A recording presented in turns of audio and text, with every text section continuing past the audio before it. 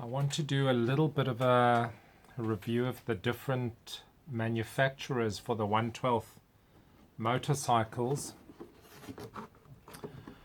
For those of you that do build motorbikes, I'm sure you've already seen the difference in quality. So I'm going to start with Tamiya. Tamiya is my absolute favorite, and I think it's everyone's absolute favorite. The box art is just absolute top notch. And it always has been, for as long as they've been making 1/12 bikes, well, and to be honest, just about everything in their range.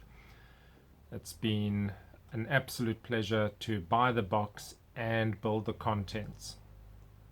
The bikes specifically, I think, are really, really high quality kits. I would choose that any day of the week. And I have not much bad to say about Tamiya at all. The plastic colors, the decals, the tires, moldings, everything just perfect. There's one slight question that I would have. You see that little roll of vinyl that you get in all of their kits, and you see that tape that they have around it. That tape is not great, and the glue sort of messes up the vinyl after a while, and you sort of wonder why they don't use Tamiya tape on the model that they're supplying. It's probably because the vinyl is supplied by a third party, but still perfect. You know, I have nothing bad to say about Tamiya. I don't even need to question anything about their models. I'd buy any one that I ever get. Hasegawa, second choice. Again, Hasegawa has been producing top-notch kits forever. The box art is good, but not quite as good as Tamiya. I like this one. This is a particularly good one. But in general, you know, whereas I'd be proud to cut out a Tamiya box art and stick it on the wall, a little bit less so for the Hasegawa kit. Top-notch kit that you are getting. Absolutely nothing wrong with the kit. Slight difference in choice on plastic colors. This one has got a lot of gray and then the white. I do like the variety that you get in Tamiya kits a bit more. And the decals in the Hasegawa kit are just top notch. So again, an excellent buy and an excellent quality product. I'll come back to that one. I opened this one recently. This is Fujimi. And I have not built a Fujimi kit before. I've got one and I've sort of prepared to build one, but I took this one out.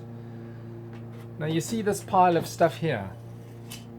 Take a look at this pile of stuff. This is most of the extras, including even this. I've never seen that before. An extra half of the motorbike. That is very weird. So this kit, which, you know, box art great, very nice box art, a lovely topic, that particular CB1300. But when I was taking all the parts off, I sort of realized, you know, this is quite a big box. And why are there three halves, and not to mention that the swing arm and shock is molded into one, including the airbox, and a bit of the frame. This is odd. I'm gonna give it a good go. I'm gonna see if I can make a very nicely presentable model out of it. But it's far inferior to the others. I mean, that looks nice. Can't complain about that. Tires are great. Good quality tires. You know, so everything looks okay, although it's sort of molded a few things into one that you wouldn't have expected, which can make painting quite interesting. So we're going to see what I can do with that one. So at the moment I'm rating Aoshima last. Sorry, Fujimi. This Aoshima, which I've grabbed out,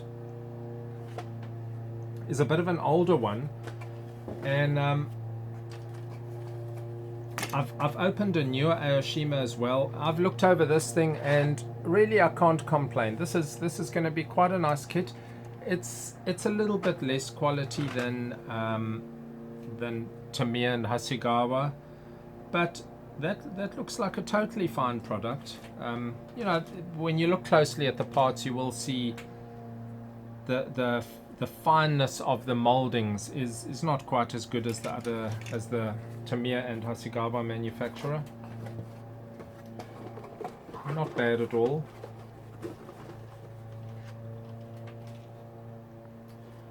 Now back to Fujimi again. So that Fujimi was really not great, and I was wondering, well, this is about the only other Fujimi I've got, and I only got it recently. Does that mean all the Fujimi bikes are slightly odd? Having this much extra, I mean, these are the parts for the police bike. I don't know why they've been included in a kit that's not the police bike. Just means they've done pretty bad planning in what they supply with either the road-going version or the police version. There's, you know, there were some parts that were required, so that's why they've supplied the whole sprue. But I mean, they could have planned their sprues so that didn't happen. This one is totally different. This now you'll notice as well, I don't know if you caught that the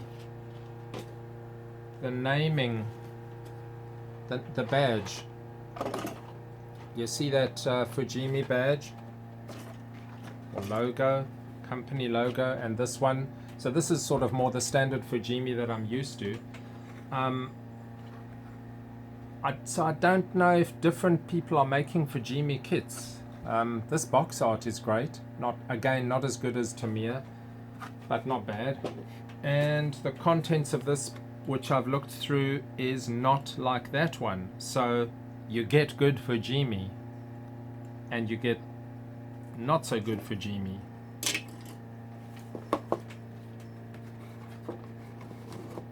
And then lastly, so now because